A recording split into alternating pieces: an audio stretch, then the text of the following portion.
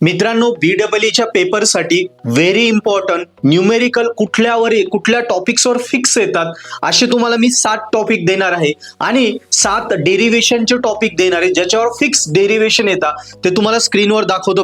बघा न्यूमेरिकल जे फिक्स येतात असे तुम्हाला 7 टॉपिक दिले मी. यांच्यापैकी ऍटलिस्ट तुम्हाला 3 एक तरी न्यूमेरिकल येणारच आणि डेरिव्हेशन बघा ते पण 7 दिले. याच्यापैकी ऍटलिस्ट 3 ते 4 जरी डेरिव्हेशन आले आपलं काम झालं ना. 6 मार्काला एक प्रश्न आहे, 3 डेरिव्हेशन आले 18 मार्क.